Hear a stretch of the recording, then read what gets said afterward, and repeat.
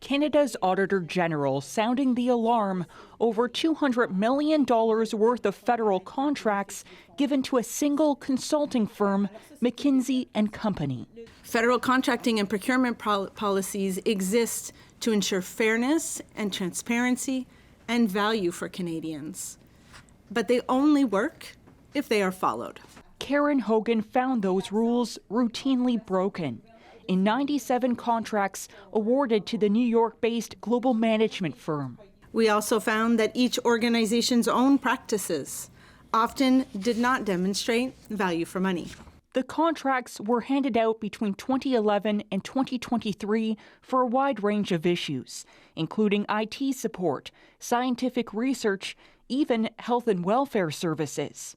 Hogan's audit shows most of the contracts were not awarded through a competitive process, and 6 appear to have been designed to favor McKinsey specifically.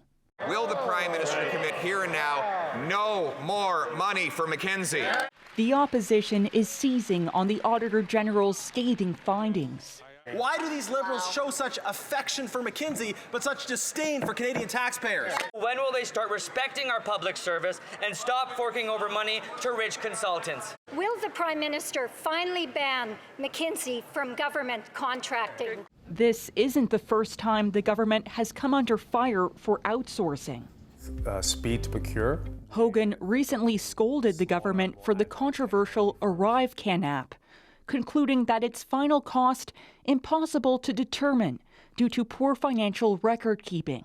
We're committed to protecting the integrity of procurement and expect public servants and all departments to operate at the highest standard and prioritize value for money for Canadians. So why didn't that happen with McKinsey?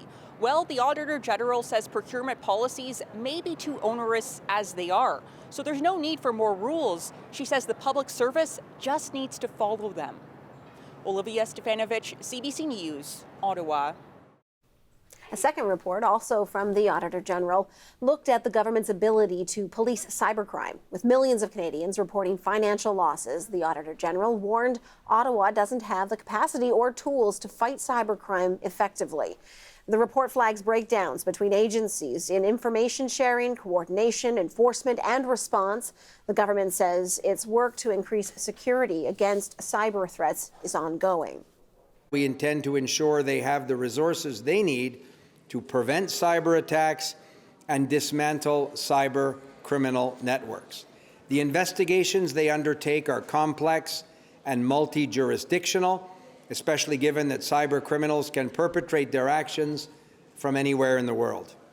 Our new national cyber security strategy will outline a strengthened approach to protecting Canada's economic interests and critical infrastructure from cyber threats, and I look forward to releasing that very soon. The Auditor General was busy today also releasing a report into a green technology fund linked to the federal government. Sustainable Development Technology Canada is supposed to award funds to develop new climate change technology. But the audit found that it handed out over $50 million for ineligible projects. The government said today that the funds would be transferred to the National Research Council of Canada. My next guest is a former project manager with Sustainable Development Technology Canada. Aman Chahal worked there from January 2017 to October 2018, where she managed clean technology projects, and she joins us now from Calgary. So, Aman, welcome to the program. Thank you so much. Thanks for having me. So you were there for, about a year here, it looks like. I'd love to start by just getting your reaction to seeing the Auditor General's report, and were you surprised to see what was written in it? I was surprised they released the report, to be totally honest with you. It is an open secret what happened at SDTC. Everybody talks about it. Everybody in Ottawa knows about it. It's an open secret in the innovation ecosystem across Canada, how badly those funds are being run. And this is not an SDTC specific story. This is really just how innovation policy and sustainable development is being run in Canada today. So I was surprised that they released it because I've been trying to raise awareness about it since 2018. I'm sure you have many, but could you share just maybe a couple examples of the time when you were a project manager of how money was being, in your mind, misused or misallocated? So I was really lucky, actually, right when they sort of changed the contribution agreement between ISED and SDTC, I got recruited out to work for another startup. And I had sort of disclosed having a conflict of interest with the startup, when I walked in, because I'd worked with the founder previously. But I'll give you a really clear example of how they do investments there. And this will tie it in. My background is in aviation. I used to work in aviation supporting the Canadian D&D C-130 aircraft mission to Afghanistan back in the day. And I walked into SDTC with that experience already in hand. And we were doing due diligence on a company that was like going to put this technology on the airplane. And when the minute the due diligence meeting ended, I looked around and I scoffed. I was like, obviously, we're not giving them any money. And everybody else in the room was like, well, obviously we are. And I was like, you're never going to get that certified. Like, there's no certification process for technology like that on an aircraft. You just can't like build whatever and then expect the industry to change. And they penalized me. They were like, you can't talk like that. So I called up a friend, because aviation is a really small industry, at Transport Canada. And I didn't even get the full tech out of my mouth. She started laughing. She was like, there's no way we certify that.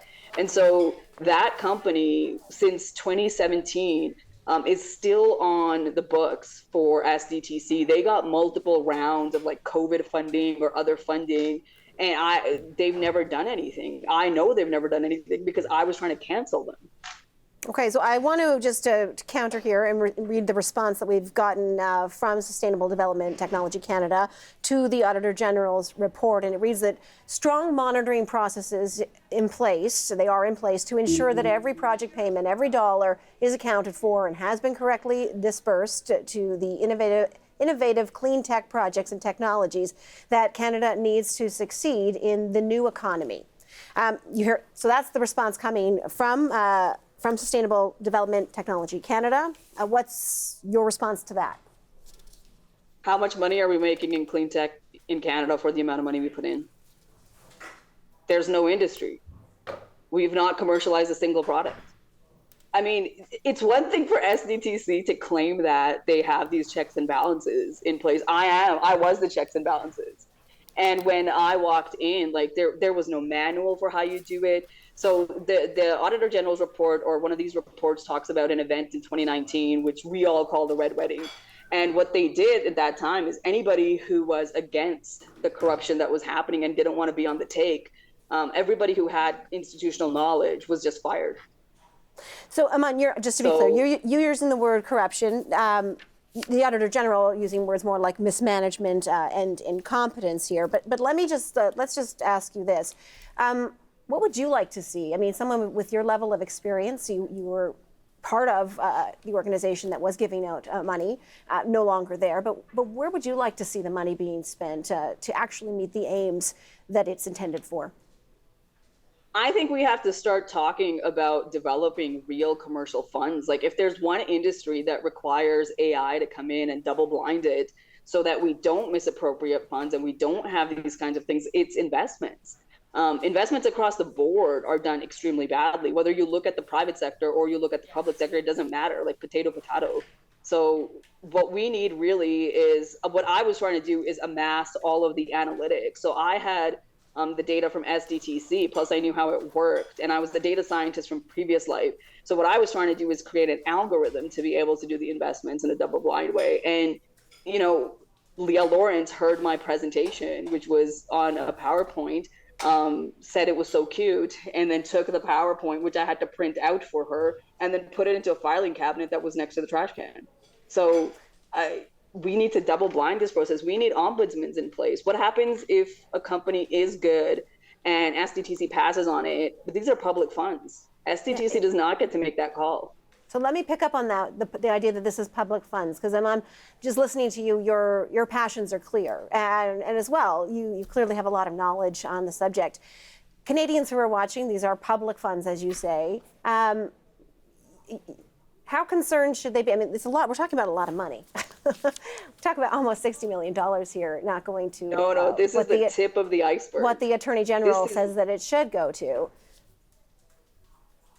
You think This it's is the tip of the iceberg. This is like, Hydra is everywhere, right? Like, what has happened now is they've created a closed system in the innovation ecosystem. So SDTC is like many, many organizations like this. And the only way to get money from these organizations is to make them feel good about the fact that they're giving out money.